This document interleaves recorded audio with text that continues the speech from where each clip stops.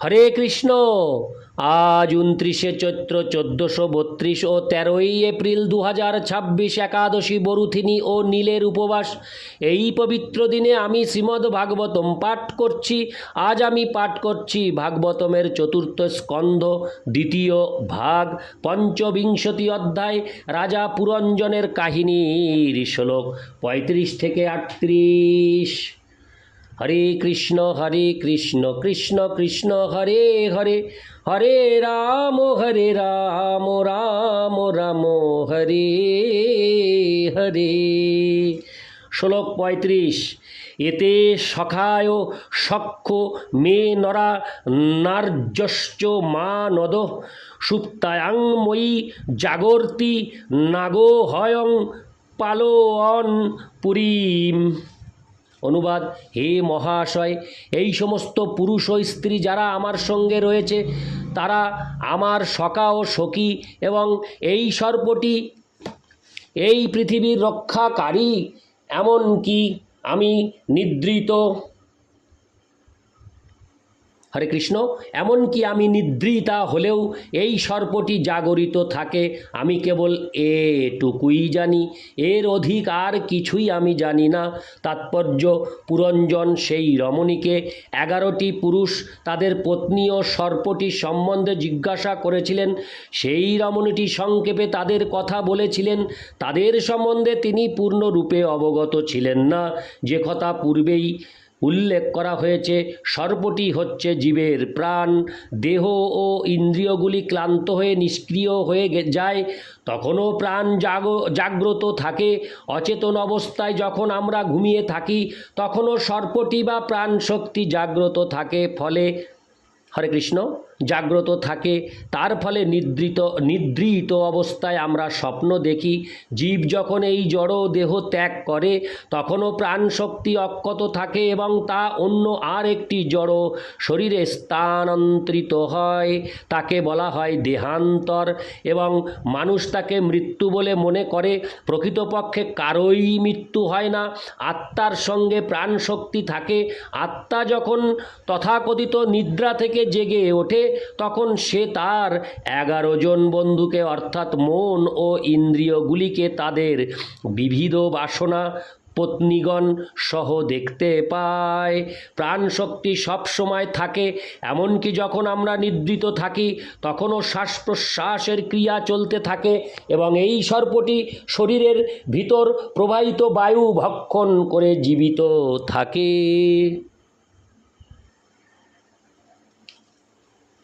শ্বাসক্রিয়া রূপে বায়ু প্রকট হয়, এবং যতক্ষণ পর্যন্ত শ্বাস প্রশ্বাসের ক্রিয়া চলতে থাকে ততক্ষণ আমরা বুঝতে পারি যে সুপ্ত ব্যক্তিটি জীবিত রয়েছে। স্থূল শরীরটি নিদ্রিত থাকলেও প্রাণ সক্রিয় থাকে এবং দেহকে রক্ষা করে। এইভাবে বর্ণনা করা হয়েছে যে সর্পটি দেহকে জীবিত রাখার জন্য বায়ু ভক্ষণ করে সক্রিয় থাকে। ইতি শ্লোক 35। শ্লোক 36। দৃষ্টাগতো হসি ভদ্রং তে গ্রাম্যন কামানো ভীপসে উদ্দহিষ্যামি তাংস্তেহং সবন্ধুভিররিন্দম। অনুবাদ: হে শত্রু সংহারক, তুমি যে এখানে এসেছ তা অবশ্যই আমার পরম সৌভাগ্য। আমি সর্বতোভাবে তোমার কল্যাণ কামনা করি। তোমার ইন্দ্রিয় সুখভোগের সমস্ত অভিলাষ আমি এবং আমার বন্ধুরা সর্বতোভাবে পূর্ণ করার চেষ্টা করব। তাৎপর্য: জীব এই জড় জগতে আসে ইন্দ্রিয় সুখভোগের জন্য, এবং এই রমণীটি যার প্রতীক, সেই বুদ্ধি তাকে তার সেই বাসনা চরিতার্থ করার জন্য পরিচালিত করে। কিন্তু প্রকৃতপক্ষে বুদ্ধি আসে পরমাত্মা থেকে, এবং তিনি জীবকে পূর্ণ সুযোগ সুবিধা প্রদান করেন। সেই সম্বন্ধে ভগবদ্গীতায় 2:41 বলা হয়েছে, ব্যবসায়াত্মিকা বুদ্ধিরে কেহ কুরুনন্দন বহু শাখা হন্যন্তাশ্চ। হরে কৃষ্ণ হন্যন্তাশ্চ বুদ্ধয়োহব্যবসায়িনাম। যারা পরমার্থ সাধনের পথে রয়েছেন তাদের উদ্দেশ্য সাধনে তারা দৃঢ় সংকল্পবদ্ধ থাকেন, তাদের লক্ষ্য কেবল একটি। কিন্তু হে কুরুনন্দন, যারা সেই পথে দৃঢ় সংকল্পবদ্ধ নয় তাদের বুদ্ধি বহু শাখায় বিভক্ত। ভক্ত যখন আত্ম উপলব্ধির পথে অগ্রসর হন তখন তার একমাত্র লক্ষ্য থাকে পরমেশ্বর ভগবানের সেবা করা। জড়জাগতিক এমনকি আধ্যাত্মিক অন্য কোনো বিষয়েও তার কোনো উৎসাহ থাকে না। রাজা পুরঞ্জন সাধারণ জীবের প্রতীক এবং সেই রমণীটি সাধারণ জীবের বুদ্ধির প্রতীক। এই দুই একসাথে মিলে জীব তার জড় ইন্দ্রিয়গুলি উপভোগ করে এবং বুদ্ধি তার সেই উপভোগের সমস্ত সামগ্রীগুলি সরবরাহ করে। জীব যখনই মনুষ্য শরীর প্রাপ্ত হয় তখন সে বংশ, জাতি, আচার অনুষ্ঠান ইত্যাদির বন্ধনে আবদ্ধ হয়ে পড়ে। সেগুলি সরবরাহ করে ভগবানের হরে কৃষ্ণ, সেগুলি সরবরাহ করে ভগবানের মায়া। এইভাবে জীব দেহাত্ম বুদ্ধির দ্বারা প্রভাবিত হয়ে তার ইন্দ্রিয় তৃপ্তি সাধনের জন্য তার বুদ্ধিকে যথাসাধ্য ব্যবহার করে। ইতি শ্লোক 36, শ্লোক 37। ইমাং তমোধীতিষ্টস্য পুরীং নবমুখীং বিভ ময়োপনীতানো গৃহ্ণানো কামভোগানো শতং সমা।